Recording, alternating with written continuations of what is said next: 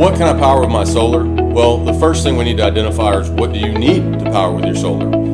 You can have any number of 3 components and or all 3. First and foremost, the solar panels, obviously. Secondly, a battery system if you want some storage that's going to be instantaneous and regenerated renewably. And thirdly, you really need a good generator so that you can back all that up if the sun doesn't come out and keep your system going. Or if you're just worried about storm outages, skip the batteries and let the generator do all the off-grid work and get that great grid tie investment simplicity. First of all, you have to identify if we're talking about a grid tie only system, well then it's just the solar. But if we're assuming that we are talking about a system that does have some batteries, then yes, you've got the batteries and the solar that both play a vital role.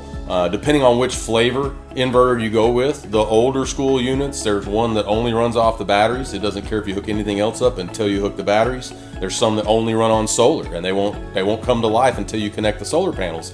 The newest hybrid inverters that they have out now, as soon as you hook up solar, battery, grid, any one of the numerous power inputs it can take, you can then boot it up and program it and get it all ready for use.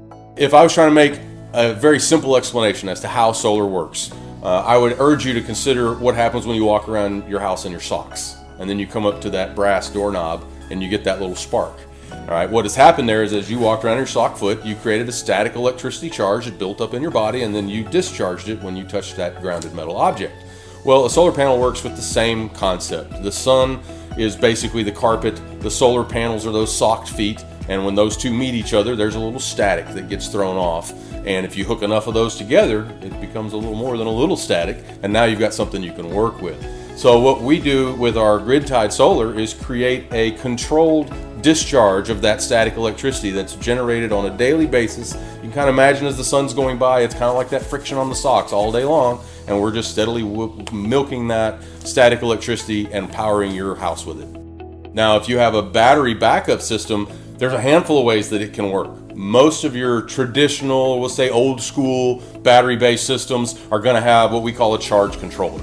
And a charge controller is what's taking that solar static, if you will, and forcing that energy into the battery. And then you have a separate inverter that its only job is taking that battery power from DC to AC and matching the frequency of your grid or whatever loads you're trying to run.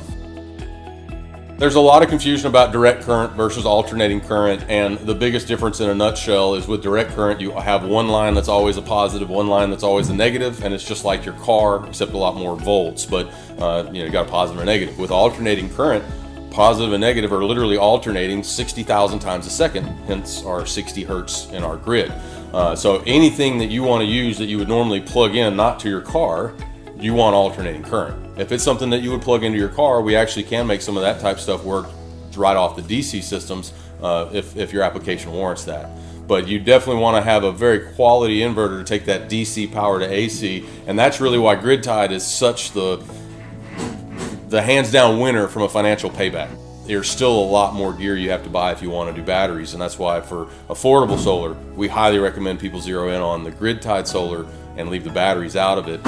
But if you want to have power when nobody else does, there's only one way to do it. You have to have that energy storage. You can deal with a number of chemistries out there, whether lithium, of course, there is the hot one everybody's going for these days, but a lot of our more tried and true customers love the nickel iron, which is actually one of the oldest chemistries out there, but has the longest life expectancy of all batteries on the market even today.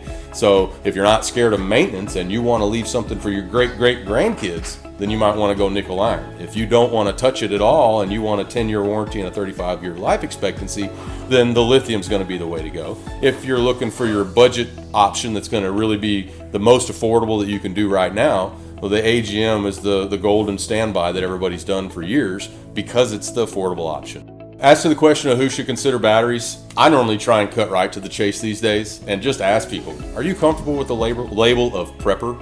Because if you have a prepper mindset, then you definitely should consider batteries, and they're a critical part of your energy system. If you're an investor and you're looking for that investment, you're looking for that, being green, you're looking about being an environmental steward, well, then you don't want to mess with batteries at all. Now, if your outage concerns are purely storm related, you're not necessarily worried about the end of the world, but you do not want to have an outage. then a generator could be tied into your system in a more affordable option than most any battery system worth having. And with a generator, you'll end up getting the whole house for a lot of times for the same or similar money that we would have got you fridge and lights off the solar, but now you got to feed it some fuel. If you are of a prepper mindset, then we do have a pretty tough challenge ahead of us, because you're really going to need to consider not only panels and a good grid tie inverter, but you also need the battery system and a battery inverter. There are some of the latest inverters that will do both, which we can also consider. Then you really also, for any good prepared system, you need a generator to back all that up, because there's any number of reasons the sun might not come out for longer than your battery storage could provide your critical loads. And if you don't have a generator, then you're going to be in the dark just like the rest of them. So we specialize in helping people understand what their system is capable of, how to operate it, what some basic troubleshooting might be that you as a consumer are perfectly capable of doing, and then certainly, most importantly, knowing when to draw that line and when you need to call a professional.